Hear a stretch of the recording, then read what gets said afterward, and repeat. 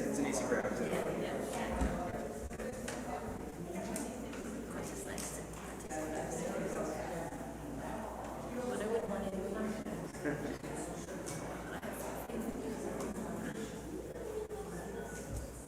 Everybody has a sermon in here.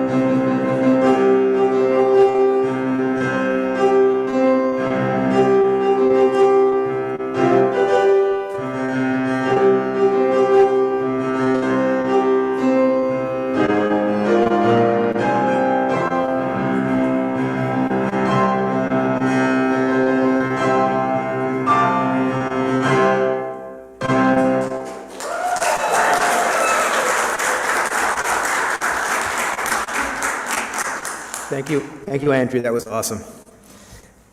And thank you all for coming. And welcome all visitors, newcomers, friends, listening at home to the Unitarian Universalist Fellowship of Huntington. My name is Michael Goldsmith, and I will be your super service leader for today.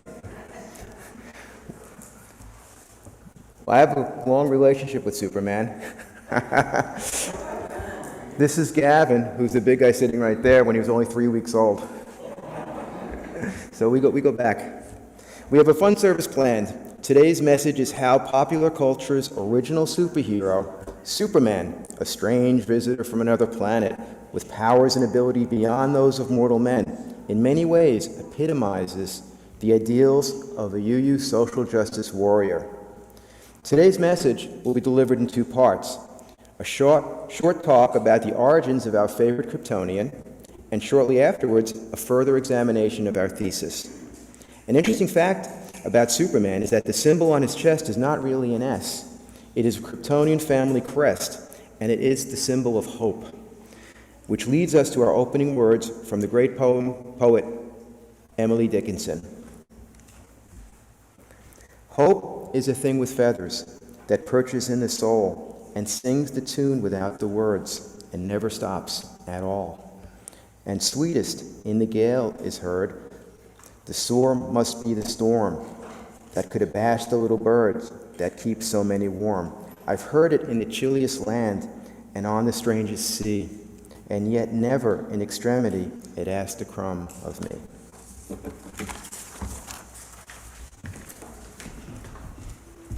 Good morning and welcome. My name is Karen Mazzata, and my pronouns are she and her. Special thanks to Michael Goldsmith and Andrea Gunella for accompanying us today.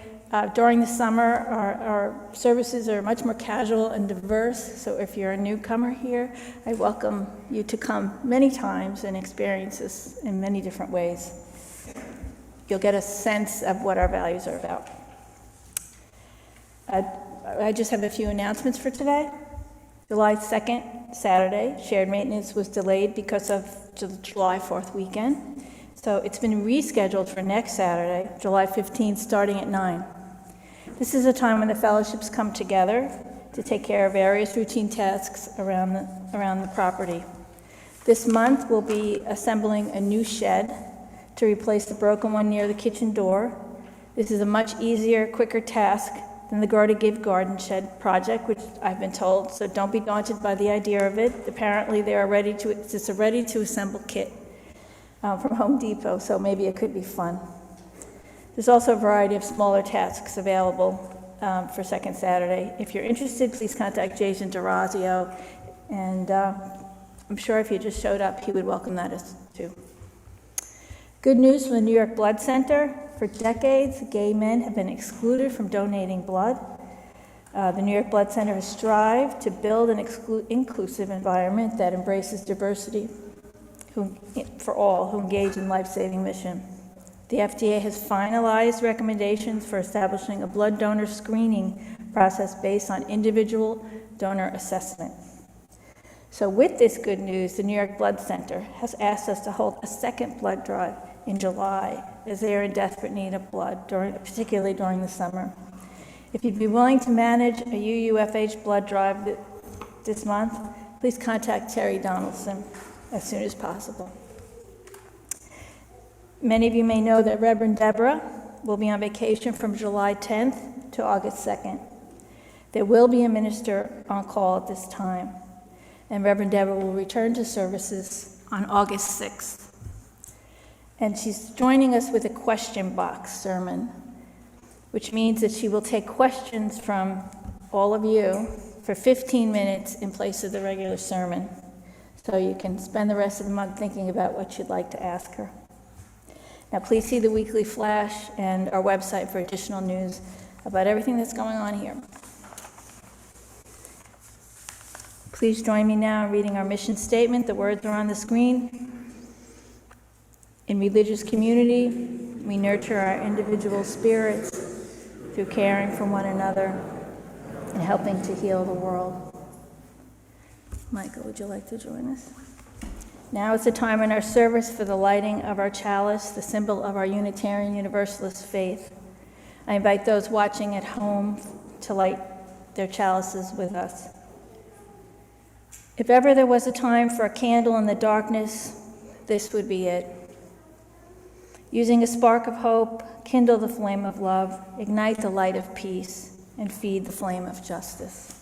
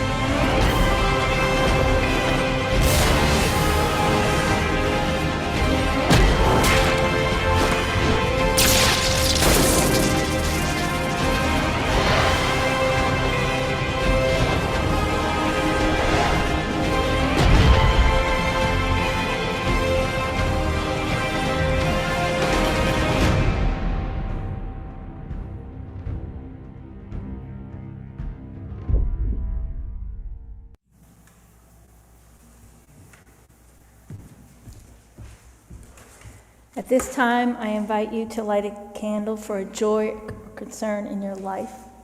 If you'd like yours to be read out loud, please write it on a card and give it to Jennifer, who will be joining us up here in the front. After the candles are lit, we'll hear a prayer followed by a moment of silence, after which we'll sing Spirit of Life.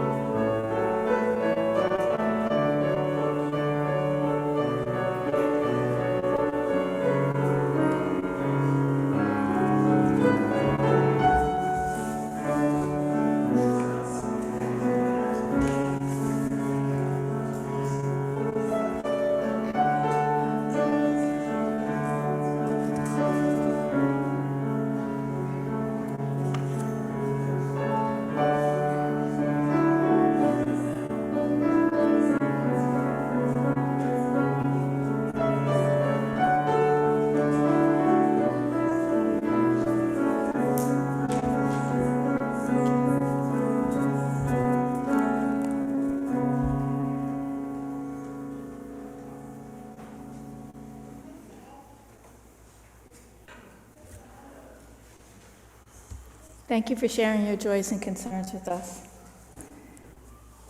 Some written on the card to be read publicly. For Richie, who was taken from us too soon, we will always love you.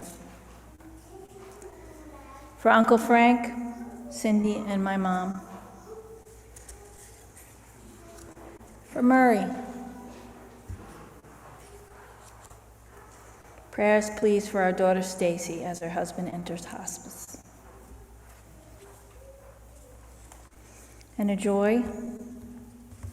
Hannah McHugh had a sweet baby girl, Presley May, on July 3rd. Both mom and baby are healthy and happy, and mom is busy recovering. We hope everyone is staying cool.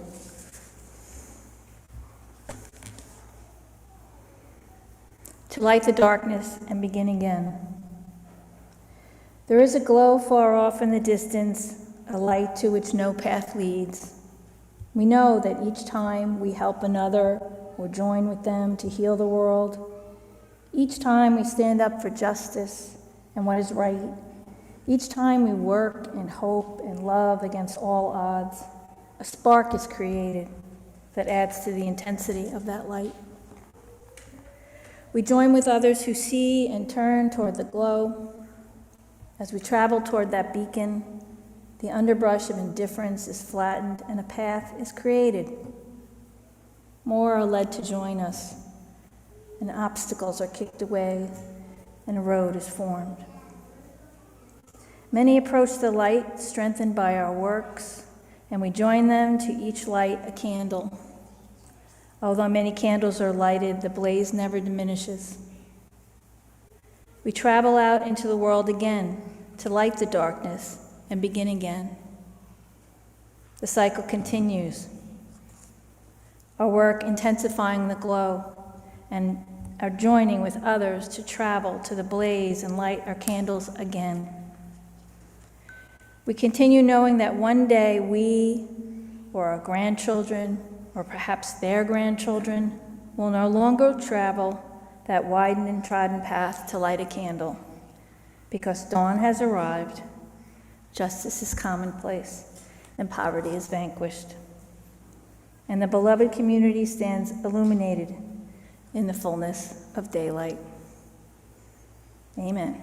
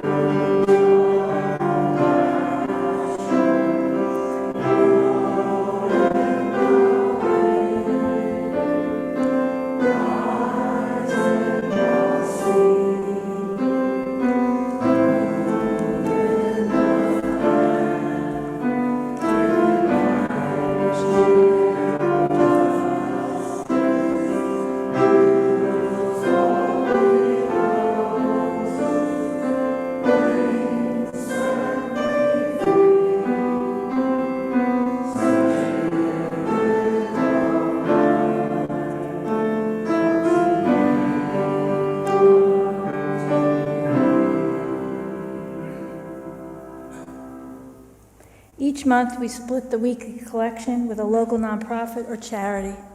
For the months of July and August, the split plate recipient is the Huntington Township Housing Coalition. The mission of the coalition is to encourage the development of affordable, new, and rehabilitated homes, both rental and ownership, for low and moderate income individuals and families in Huntington. They do this by assessing and documenting the need, educating the public, identifying and monitoring and promoting affordable housing opportunities, and collaborating with other public and private organizations. The Huntington Township is currently in need of financial backing for the upcoming community advocacy efforts on accessory dwelling units, apartments above stores, and the Melville Town Center project. We hope you can give generously.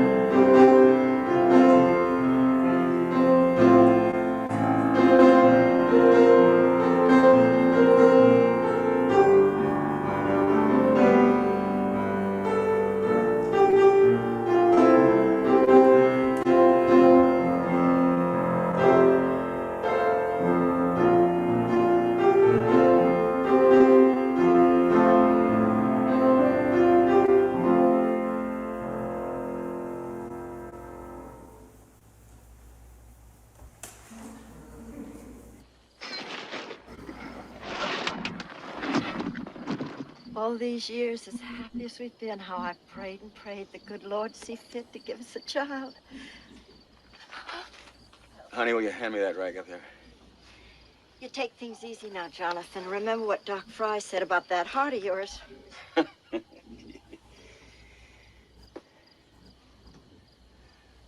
first thing we got to do when we get home is find out who that boy's proper family is. He hasn't got any. Not around here, anyway. Martha, are you thinking what I think you're thinking? We could say he's the child of my cousin in North Dakota. And just now orphaned. Oh, Martha. Jonathan, he's only a baby. Martha, now you saw how we found him, you know. Martha, Clark Kent, are you listening to what I'm saying?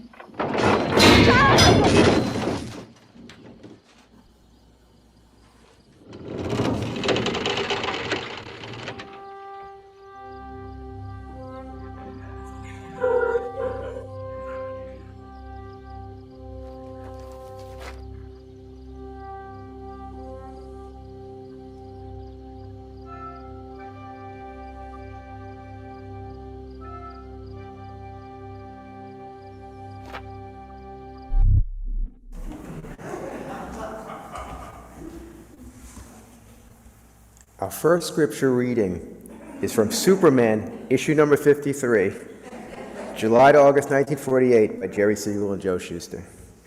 Once, in the outer reaches of trackless space, there existed a great planet called Krypton. There was life on Krypton, humans with high intelligence and magnificent perfection. The gravity on Krypton was far greater than that of Earth, and the planet was warmed by a red sun. Then on one fateful day, in the Hall of Wisdom, the Council of Five awaited the arrival of Jor-El, Krypton's greatest scientist, to advise Krypton's leaders as to the cause of the recent earthquakes and natural disasters. Jor-El brought terrible news. The core of Krypton was unstable and ready to explode. Spaceships must be constructed and the planet evacuated. Unfortunately, the leaders of the doomed planet would not believe the words of their greatest scientists of the coming planet-wide ecological disaster. Does this sound familiar to anybody? Anybody know of any present-day comparisons? But I digress. Back to our story. With a heavy heart, Jor-El and his wife Lara placed their only infant son, Kal-El, into a prototype spaceship and programmed it to fly to Earth, a planet orbiting a yellow sun with an atmosphere similar to that of Krypton. Shortly after the ship was launched, nature's fury gathered for one final cataclysmic eruption, and as the pitifully small spaceship hurtled through interstellar space, the once mighty planet Krypton exploded into stardust. Time passed, while the tiny spaceship bearing Krypton's last son sped towards its sister world, and at last came to rest in Kansas. A kindly, childless, older couple, Martha and Jonathan Kent, found inside the crashed spaceship a baby boy. They shortly realized that this baby was far stronger than any adult human and began to realize he was no ordinary orphan. The lower gravity of Earth and the radiation of the yellow sun gave the young foundling great strength and abilities. They named the baby Clark Kent and brought him home and raised him with love and affection, teaching him to be kind to everyone and not to abuse his powers, using them only for good.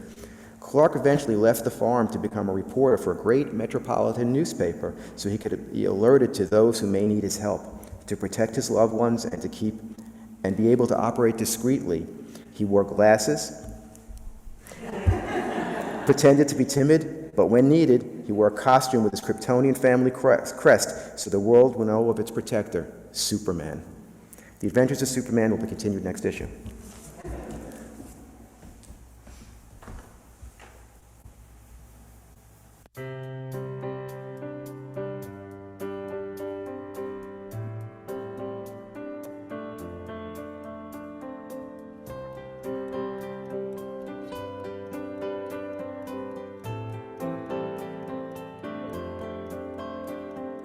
I can't stand to fly. I'm not that naive. I'm just out to find the better part of me. I'm more than a bird, I'm more than a plane, I'm more than some pretty face beside a train, and it's not easy to be me. I wish that I could cry,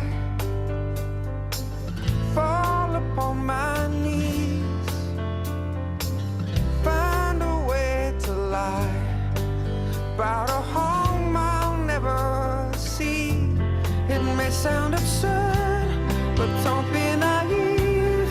Even heroes have the right to bleed. I may be disturbed, but won't you concede? Even heroes have the right to dream, and it's not easy to be me. Up again, away from me. Well, it's alright. You can all sleep sound tonight. I'm not crazy or anything. I can't stand to fly. I'm not that naive.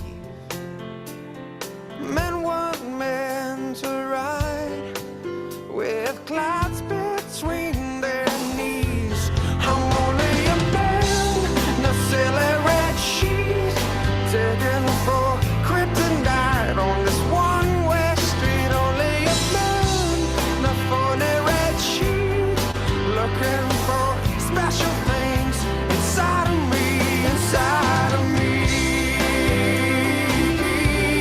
inside of me, inside of me, inside of me. I'm only a man, no phony red sheet. I'm only a man looking for a dream. I'm only a man in a phony red sheet, and it's not easy.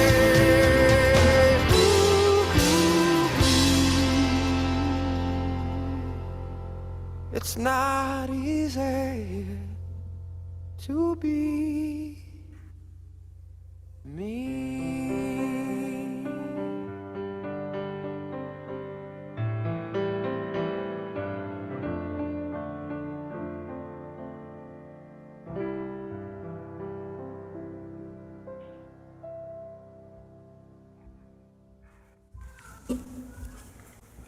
It's the Great Depression. Fascism is on the rise in Europe. A terrible war is on the horizon. Poverty and social justice are all around. If you were faster than a speeding bullet, more powerful than a locomotive, and able to leap over tall buildings in a single bound, what would you do? Would you use your abilities to benefit yourself or become a champion of the oppressed?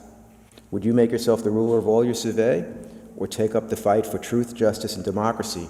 Well, like a Unitarian Universalist.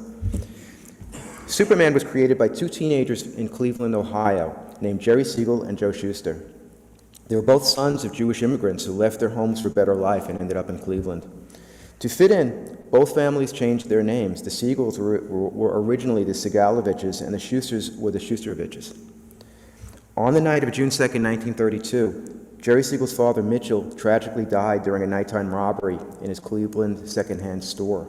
The 60-year-old collapsed to the ground. Gunshots were heard, although still some ambiguity as to whether or not the elder Siegel died of a gunshot wound or a heart attack induced by the fear of the armed robber. In stories to come, Superman had a particularly dislike for guns. Superman's first appearance was 6 years later, but the character was actually created just a few weeks after Jerry Siegel's father died. In one of the older surviving sketches, Superman rushes to the rescue of a man being held up by masked gunmen. In 1933, Jerry and Joe wrote and drew a story called The Reign of the Supermen, about a man who gets mind control powers and turns evil and tries to destroy the world by spreading hateful thoughts. In the end, a do-gooder reporter confronts this evil Superman and saves the day. The story was not successful. So they decided to keep the character's name, that was a keeper, but make Superman a hero. And instead of having mind control powers like the villainous mad scientist, They made him strong and fast like a pulp magazine hero. They dressed him up like a circus strongman in a colorful skin-tight costume of primary colors and based his appearance on the famous action movie star Douglas Fairbanks Jr. Finally, they adapted the biblical story of Moses, which is part of their tradition, whose parents were forced by circumstance to give away their baby. The basket floating in the Nile became a rocket ship flying through space, and Pharaoh's daughter was replaced by the kindly Midwestern farmers. The child would later come to learn his true heritage using his newfound knowledge and powers to help the downtrodden and the oppressed. The hero would be an immigrant, like Jerry and Joe's parents, and would hide his identity beneath a tie, a white shirt, blue jacket, and glasses. Clark Kent's look was based on the comedian Harold Lloyd. Action Comics #1, that's where it all started. In June 1938. In the 12 pages that were dedicated to Superman, the framework of Superman as a social justice warrior was entirely laid out. In that one issue, he rescues a woman who was about to be executed in the electric chair by barging into the governor's mansion to prove her innocence. He interrupts a domestic dispute incident to teach the abusive husband a hard lesson. He uncovers corruption in the U.S. Congress involving a weapons dealer paying off a U.S. senator. He also rescues fellow reporter Lois Lane from being kidnapped by some thugs. And this will become a thing over the next 85 years or so. As a matter of fact, when he was shaking that truck, that car, that was the car that Lois was kidnapped in. So she fell out and he saved her. Superman, in Action Comics #2, which is July of 1938, Clark and Lois, they follow the trail of the arms dealer from the previous issue and set sail to South America and get involved in a shooting war. Superman rescues Lois from a firing squad. I told you this would become a thing. Superman convinces everybody that war only exists because capitalists need to sell munitions. Superman forces the arm dealer to actually join the army to see what war is like on a personal level. And then what he does is he tells the generals that they have to, if they want to keep fighting, they have to fight each other. So as you could see, Superman makes them shake, because they don't want to fight each other, so Superman makes them shake hands and make up. So once the greedy capitalists and generals understood the brutality of war, they agreed to put an end to the fighting and sell no more weapons. In Action Comics #3, Superman traps a corrupt mine owner and his rich friends in a dangerous mine so they could see firsthand the unsafe conditions and get them to understand the plight of the poor and exploited miners. The mine owner learned his lesson and promised to make the mine safest in the nation. In Action Comics #8, Superman prevents the arrest of a group of young thieves because they are poor, impoverished, and need to steal to survive. So Superman decides to destroy the slums that they're living in, and he forces the city to replace it with affordable and safe housing so there wouldn't be any more poverty and no need to steal anymore. In 1948, the Ku Klux Klan was on the rise once again in American society. The Adventures of Superman radio show took them head on. Superman, to protect some Asian immigrants that just moved into the neighborhood, brings down a very closely fictionalized version of the Klan. The writer of that story actually used the original Klan rituals. They just had to save the name for legal reasons, but it was very close and everybody identified them with the actual Ku Klux Klan. He exposed them for the corrupt, petty racists and bigots that they were. The show received awards from the United Parents Association and the Boys Club of America. Newsweek magazine called it the first children's program to develop a social consciousness. The Klan never again arose to that level of prominence. So, in Superman's first 8 issues, Superman fought for truth, justice, and the American way by exposing crooked politicians, corrupt capitalists. He ends a war, he supports the labor movement, and tries to end poverty through urban renewal. Not only that, but he also taught the corrupt and the oppressive a lesson so they could become better people, therefore redeeming them. This is very much in line with our own Unitarian Universalist superheroes. So, Nerd Boy, who are our UU socialist and, so who are some of our UU superheroes that we could compare to the Man of Steel? Michael Servetus. He was born either 1509 to 1511. He died in 1553. He was an early Unitarian, and he had a secret identity. Michael Servetus was a Spanish theologian, physician, cartographer, and Renaissance human. He was the first European to describe the function of pulmonary circulation as if he had X-ray vision. He was considered an early Unitarian for his criticism of the doctrine of the Trinity and his rejection of original sin. After being condemned by the Inquisition, he had to adopt a secret identity, Michael de Villeneuve, to continue his work. Horace Greeley, 1811 to 1872. He was a Universalist, he was a journalist, and he was a social reformer. Like Clark Kent, Horace Greeley was in the newspaper business. He was best known as the longtime publisher and editor of the New York Tribune. Columnists included Margaret Fuller and Mark Twain. He was friends with Unitarian Transcendentalists Ralph Waldo Emerson and Henry David Thoreau. He advocated a wide variety of liberal causes, including the abolition of slavery, the abolition of capital punishment, for communitarianism, socialism, improvement of labor conditions, and free soil homesteading. Go West, young man. He didn't actually say that, but he encouraged people to go west. Margaret Fuller, 1810 to 1850. She was a Unitarian Transcendentalist, a feminist, and a reporter. Margaret Fuller was an American journalist and women's rights activist. I imagine her to be somewhat like the plucky Lois Lane. She was the first American female war correspondent and a full-time book reviewer. Her book, Women in the 19th Century, is considered the first major feminist work in the United States. She encouraged prison reform and the emancipation of slavery. Robert Gould Shaw. He's my favorite. Like Superman, he put it all on the line to fight for justice and to fight injustice. He was born to a prominent abolitionist family.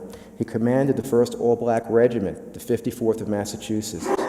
He supported promised equal treatment for his troops. He encouraged his men to refuse their pay until it was equal to that of the white troops' wages.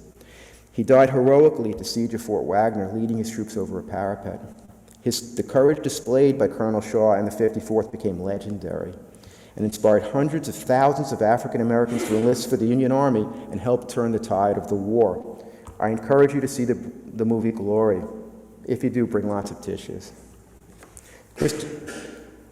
Christopher Reeves, my favorite Superman. He was tragically paralyzed in an accident, and he and his wife became advocates for research for a cure for spinal cord injuries.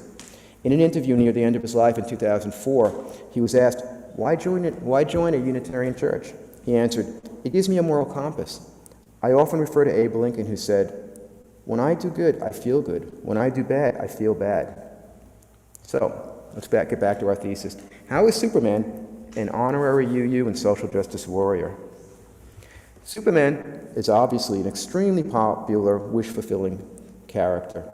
As he was originally conceived, he was an unabashed social justice warrior.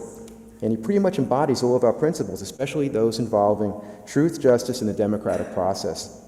Our second principle is justice, equity, and compassion in human relations. Our fifth principle supports the democratic process within our community and in society at large. Our sixth principle is the goal for a world community where peace, liberty, and justice for all. What Siegel and Schuster meant by truth, justice, and the American way was really not nationalism. It wasn't anything like that. It was basically the American way is to be a champion of the oppressed. The people should be protected from corrupt politicians and greedy capitalists.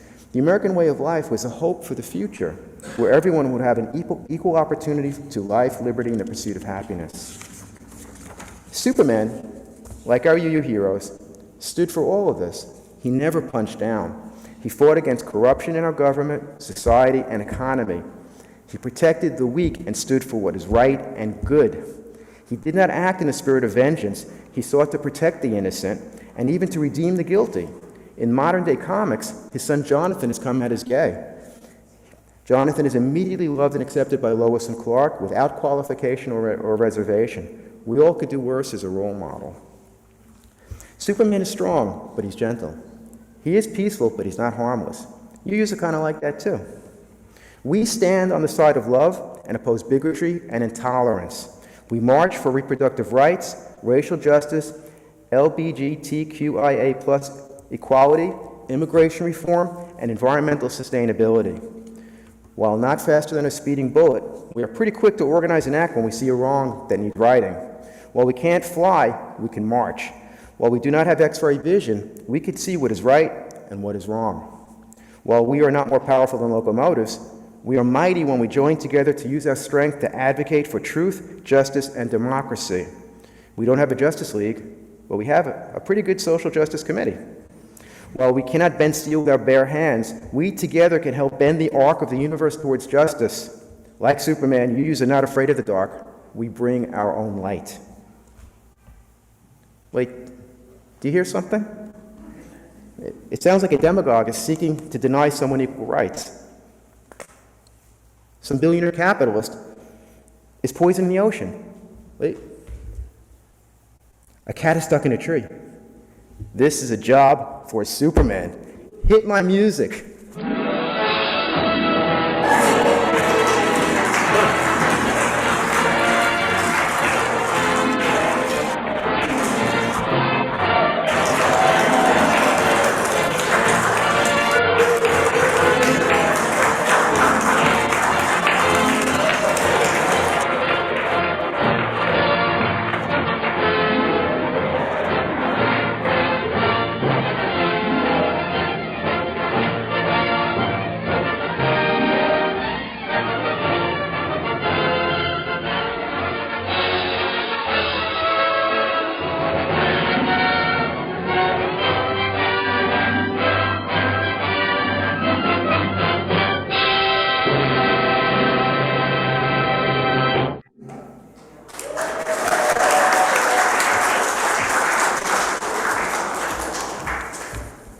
Thank you, Michael. That was awesome.